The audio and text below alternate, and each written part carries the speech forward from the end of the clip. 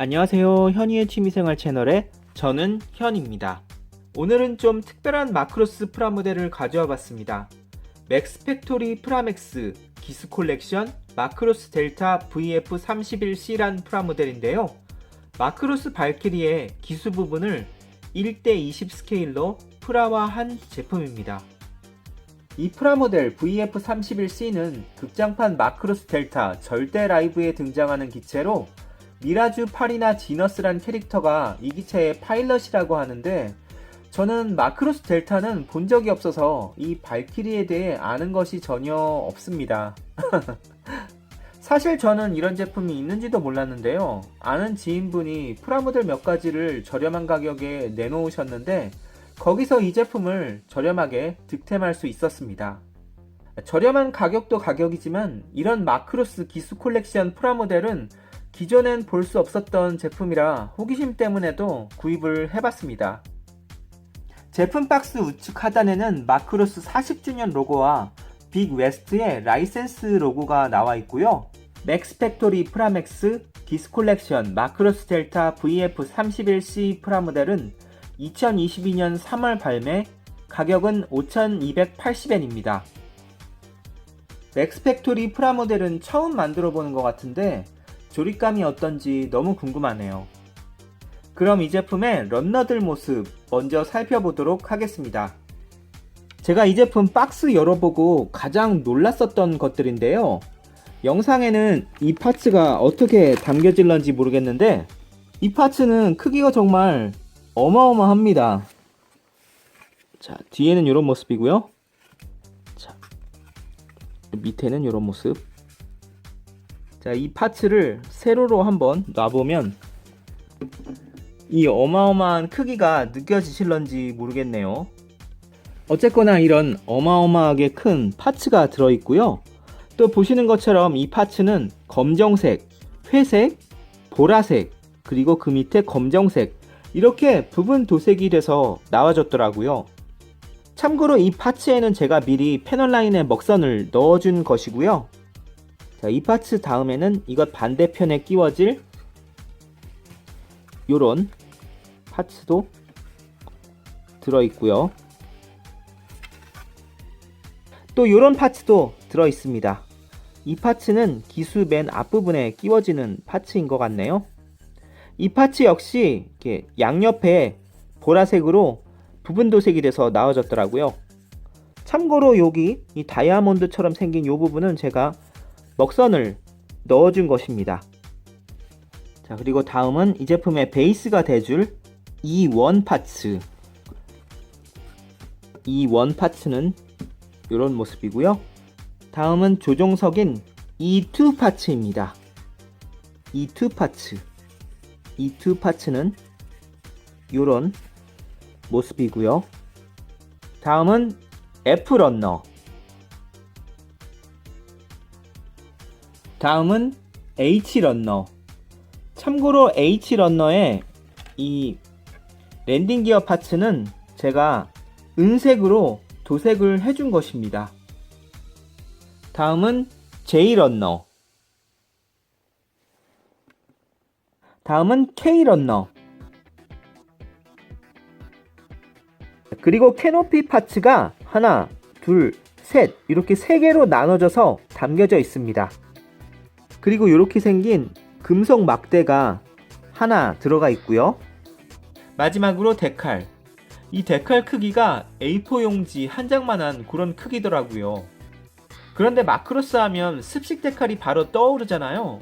그런데 이 제품은 습식이 아닌 테트런실을 사용하고 있더라고요.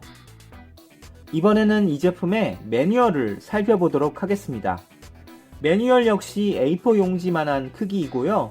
매뉴얼 앞뒷면 모두 컬러로 나와졌더라고요. 매뉴얼을 펼친 모습이고요. 매뉴얼 앞면에는 주의사항과 런너들의 모습이 나와 있네요. 자, 이것은 매뉴얼 뒷면의 모습이고요. 매뉴얼 뒷면 첫 페이지에는 마킹, 데칼 가이드가 이렇게 나와 있고요. 자, 그럼 조립 설명서 천천히 살펴보도록 하겠습니다.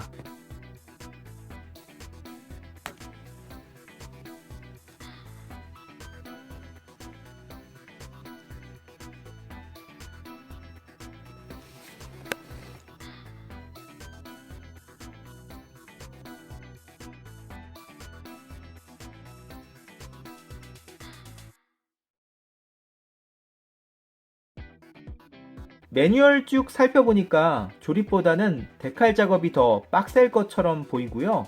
또 매뉴얼 마지막에 이 부분을 보니까 맥스 팩토리에서 나온 이 발키리의 파일럿, 미라주 파리나 지너스의 프라모델을 만들어서 이렇게 함께 전시해 놓을 수 있다는 그런 이야기도 나와 있는 것 같습니다. 자, 이렇게 매뉴얼을 모두 살펴봤고요. 자, 그럼 지금부터 맥스 팩토리 프라맥스 기수 콜렉션 마크로스 델타 VF31C의 완성된 모습을 살펴보도록 하겠습니다. 이것이 완성된 맥스 팩토리 기수 콜렉션 마크로스 VF31C의 모습이고요. 한번 천천히 살펴보시고요.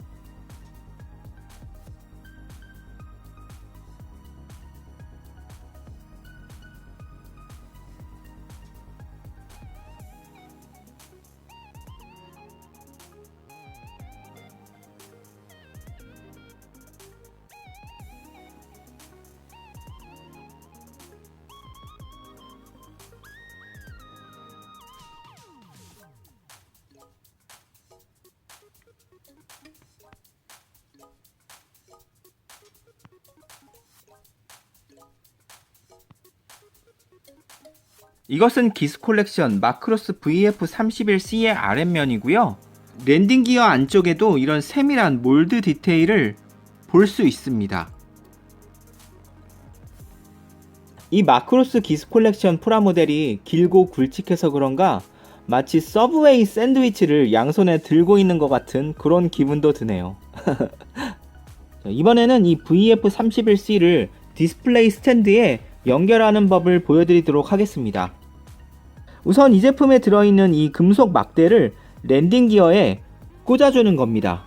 이 랜딩 기어를 보면 여기 동그란 구멍이 있죠? 이 구멍에 맞춰서 이 쇠막대를 이렇게 끝까지 꽂아주시고요.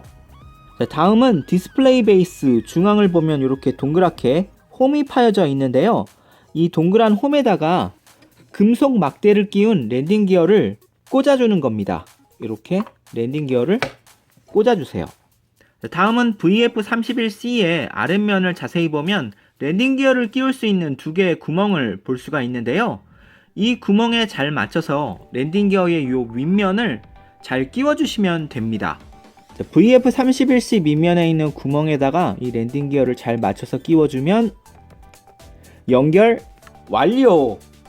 이 기수 콜렉션 VF31C의 가로의 길이는 대략 31.5cm, 세로의 길이는 디스플레이 베이스부터 캐노피까지 대략 20cm입니다. 부분 도색된 VF31C의 보디 파츠도 나름 근사하다고 생각했었는데 이렇게 보디에 이런저런 데칼들이 더해지니까 더욱 보디가 화려해진 것 같습니다. 저는 처음에 이 제품 지인에게 저렴한 가격으로 구입하긴 했지만 이렇게 기수 부분만 뚝 잘라놓은 프라모델은 좀 우스꽝스러워 보이지 않을까? 이거 괜히 돈만 날리는 거 아닐까 하는 생각을 하기도 했었는데요. 이 제품의 완성된 모습을 보니까 괜한 걱정을 했구나 싶은 생각이 들었습니다. 이 프라모델은 보면 볼수록 매력 있는 것 같더라고요. 큼직한 사이즈에서 오는 묘한 매력이 있습니다. 사실 저는 피규어도 그렇고 프라모델도 너무 과하게 큰 사이즈의 제품은 전시 공간을 너무 많이 차지해서 좀 꺼려하는 편인데요. 이 제품도 물론 큼직하긴 하지만 발키리 전체가 아닌 기수 부분만 똑 잘려서 나온 제품이라 전시 공간을 크게 차지하지 않아서 저는 그 부분도 너무 좋았던 것 같습니다. 이 정도 크기면 제 장식장에 딱 알맞게 들어가 줄 수가 있거든요. 아참, VF31C의 조종석을 안 보여드린 것 같네요. 조종석을 보려면 이 캐노피를 이렇게 열어주고, 이 캐노피도 크기가 굉장히 큼직하죠? 자, 이것이 VF31C의 조정석 모습입니다. 이 좌석은 원래 검정색이었는데 제가 금색, 은색, 흰색, 회색으로 도색을 해준 것이고요. 이 좌석의 양 사이드를 자세히 보면 세로와 가로로 된 조종간의 모습도 볼 수 있습니다. 참고로 계기판에 있는 이 연두색의 모니터는요, 좌측에 보이는 6개의 데칼 중에서 마음에 드는 것을 선택해 붙여주면 됩니다. 사실 이 맥스팩토리 기수 콜렉션 마크로스 프라모델이 반다이의 스타워즈 프라모델처럼 초정밀한 몰드 디테일을 보여주는 건 아니지만 그래도 이 정도면 그럭저럭 봐줄만 하지 않나요? 여러분들은 어떻게 생각하시나요? 자, 이렇게 조종석의 모습을 살펴봤고요. 이번에는 이 앞부분, 이 앞부분 같은 경우는 다이아몬드처럼 생긴 보라색의 스티커가 먼저 붙고요. 그리고 그 위에 클리어 파츠가 이렇게 씌워지는 방식으로 만들어집니다. 그리고 VF31C에 잘려진 이 단면은 발키리와 마크로스 델타의 로고가 생겨진 큼직한 회색의 스티커가 붙어서 깔끔한 마감을 보여주고 있습니다. 자, 그리고 다음엔 이 디스플레이 베이스. 이 디스플레이 베이스는 비록 작고 네모나게 잘려진 모양이긴 하지만 그래도 런웨이, 활주로 느낌나게 잘 만들어진 것 같아서 저는 나름 만족하고 있습니다. 기왕이면 이 디스플레이 베이스가 아스팔트 느낌이 나게 검정색이 아닌 회색이었다면 더욱 좋았을 것 같은데 말이죠. 이번에는 이 맥스팩토리 기수 콜렉션 프라모델의 장단점에 대해서 이야기를 해보도록 하겠습니다. 우선 단점 먼저 이야기를 해보도록 할게요. 단점 1. 접착제를 사용해야 하는 제품. 맥스팩토리의 마크로스 기수 콜렉션 프라모델은 아쉽게도 스냅 타이트 방식으로 만들어지는 제품이 아닙니다. 그래서 이 제품을 만들 땐 접착제가 반드시 필요해요. 접착제 사용이 익숙하지 않은 분들에게는 이 제품이 불호로 다가갈 수도 있을 것 같네요. 그래도 그나마 다행인 것은 이 프라모델의 파츠들이 그렇게 많은 편은 아니라서 접착제를 사용하는 조립 과정이 그닥 고통스럽게 느껴지진 않더라고요. 단점 2. 정확하게 맞물려지지 않는 일부 파츠들. 이 제품은 아쉽게도 파츠들이 딱 맞물려지지 않는 부분이 몇 곳 있더라고요. VF31C의 아랫면을 자세히 보면 파츠가 꽉 끼워지지 않고 이렇게 벌어져 보이는 모습이 보이시죠? 이 아랫부분 더 자세히 보면 파츠가 살짝 벌어져 있는 모습을 볼 수가 있고요. 이 제품의 이 큼직한 보디 파츠 같은 경우는 이 윗부분을 꽉 눌러주면 이 아랫부분이 벌어지고 이 아랫부분을 꽉 눌러주면 이 윗부분이 벌어지고, 그래서 어차피 디스플레이 베이스 위에 올려놓으면 이 아랫부분은 가려지게 되는 거니까 그냥 눈에 보이는 이 윗부분만 이렇게 파츠가 벌어지지 않도록 깔끔하게 만들어 봤습니다. 아직까지 맥스 팩토리의 프라모델 제품은 반다이 프라모델의 퀄리티를 따라가기에는 조금 무리가 있는 것처럼 보이더라고요. 자, 이번에는 이 제품의 장점에 대해서 이야기를 해보도록 하겠습니다. 장점 1. 완성된 모습은 정말 끝내준다. 앞서 이야기한 단점들에도 불구하고 이 제품의 완성된 모습은 너무나 근사하다는 것입니다.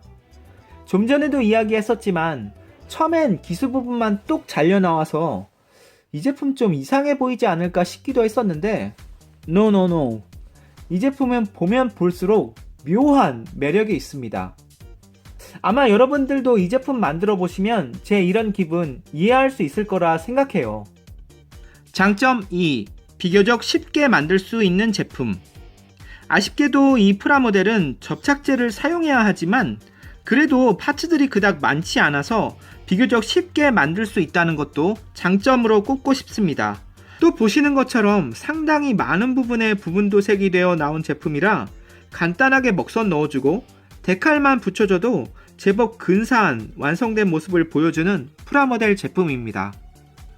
오늘은 맥스팩토리 프라맥스 기스 콜렉션 마크로스 델타 VF31C 프라모델을 살펴봤는데요. 비록 접착제도 사용해야 하고 파츠가 잘 맞물려지지 않는 부분도 있긴 하지만 그래도 마크로스 팬분들이라면 한 번쯤은 만들어봐도 좋을 그런 프라모델이라고 저는 생각합니다. 마크로스 델타는 한 번도 본 적이 없고 앞으로도 볼 생각이 전혀 없지만 그럼에도 불구하고 이 VF31C 프라모델 저는 너무나 멋스러워 보이고 만족스러웠던 것 같습니다. 이 맥스팩토리의 기스 콜렉션 프라모델 시리즈에는 마크로스 델타 뿐만 아니라 마크로스 프론티어에 등장하는 발키리들도 라인업에 있으니까 관심 있으신 분들은 검색해서 마음에 드는 발키리를 선택해 한번 만들어 보는 것도 나쁘지 않다고 생각합니다. 자, 이 정도면 이 제품에 대한 제가 하고픈 이야기는 모두 영상에 담은 것 같고요. 그럼 오늘 영상은 여기까지. 시청해주신 분들 정말 감사하고요. 저는 다음에 또 다른 제품으로 찾아오도록 하겠습니다. 감사합니다.